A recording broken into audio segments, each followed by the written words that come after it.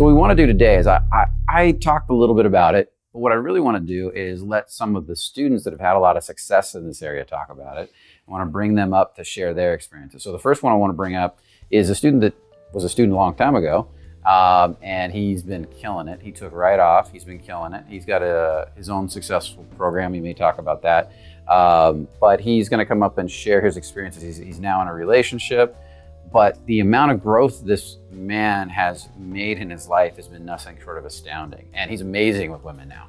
Absolutely, he's had more women than he can handle, and he's really decided he really wanted a serious relationship. So that's where he's at now. Jameson is an amazing poker player, and you're now a poker coach, right?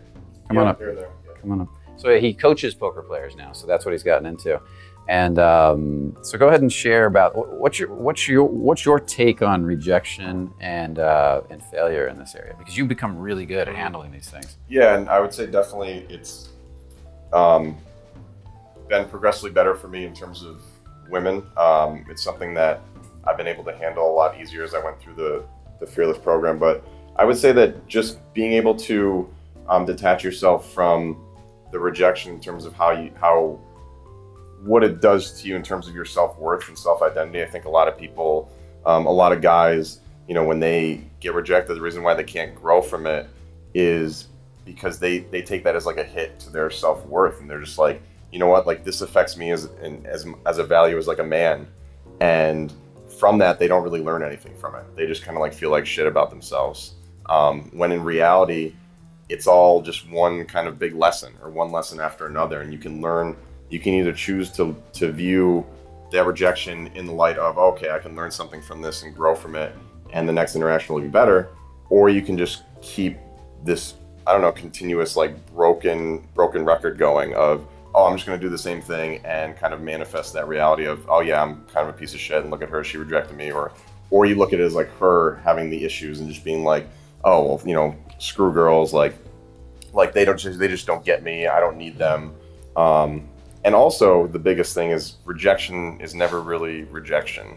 And there's been so many instances where I've had a girl tell me no. I've had a girl just be like, no, like I'm in a relationship, or just like lies about her interest or whatever. And she's like, no, I'm not going to talk to you tonight or whatever.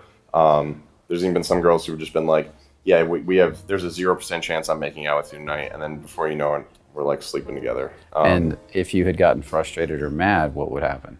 Yeah, then I would have blown the whole thing out of the water. Yeah, it wouldn't go anywhere. Yeah, and that would be it. So how many times have you met a girl or a woman that I'm thinking of the ones that you've actually been with, that you've dated or gone on dates with. How many of those women rejected you on some level first, pushed you back, pushed you away?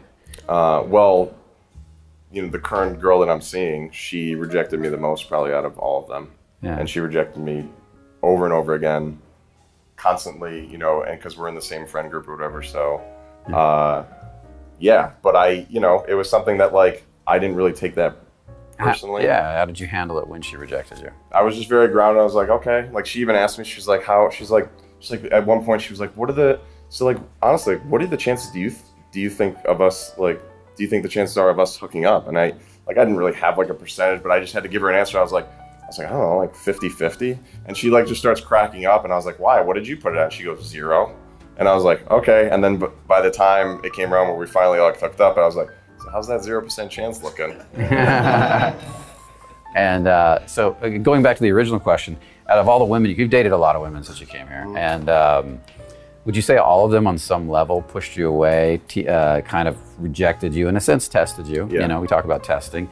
Along the way to deciding they wanted to date you. Yeah, absolutely. It's not like you just you actually relax. You take it. You don't take it personal. You don't make it mean anything, right? Yeah, and I think the biggest thing is learning how women are emotionally, and how, because like we don't see it as guys.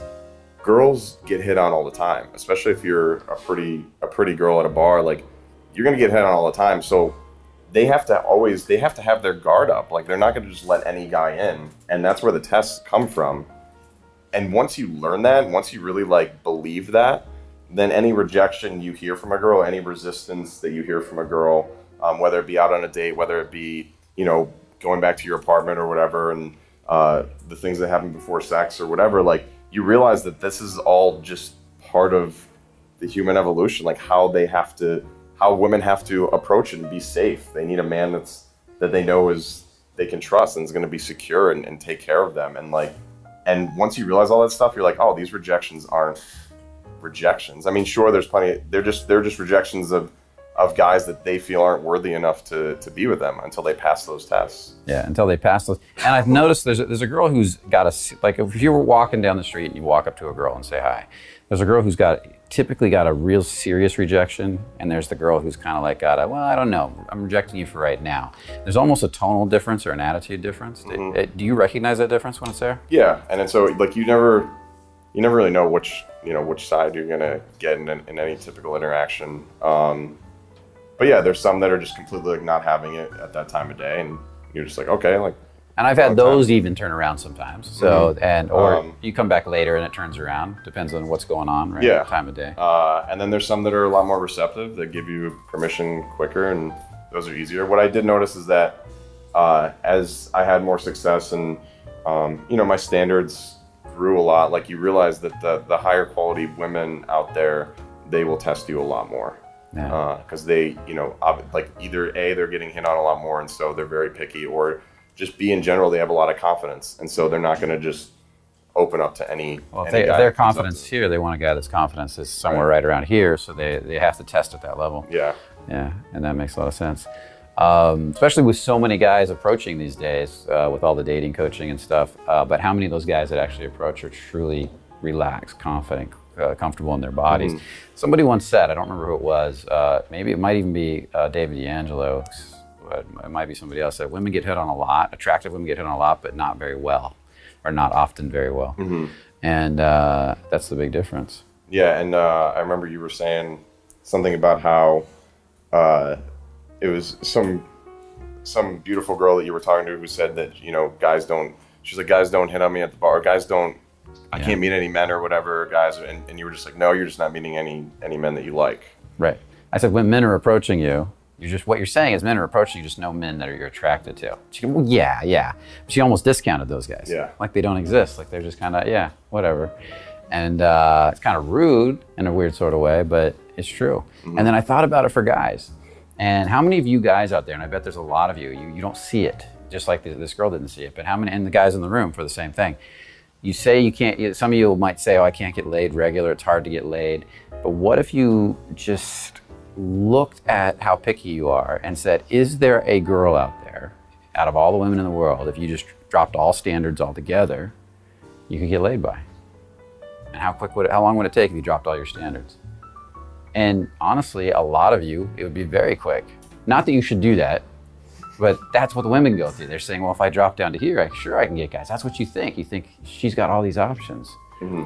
But her options with the more confident guys are actually pretty slim. Yeah, and I also think too, a big part of rejection, it stems a lot further than just like the one-on-one. Like it's at a bar, if you're talking, or anywhere, like if you're talking to a girl and say you're vibing or whatever, and then she turns around and starts talking to another guy or like smiling with another guy, and it's like, how are you going to handle that? Yeah. Like, are you solid and confident enough in yourself to just be like, yeah, she'll be back. If not, no worries. Or like, you're just like, if she wants to go for this guy over me, like that's fine. But I know how awesome I am as a dude, and I'll just find the next one. Or are you just gonna like freak out, be like, oh my god, she's talking to this fucking guy. Like, who's this asshole? Like, fuck her. Like, this is bullshit. I'm out of here. Those are the guys that spend the next half hour talking to their friend about what a bitch this chick is. Yeah. Instead of going and just meeting another girl right away.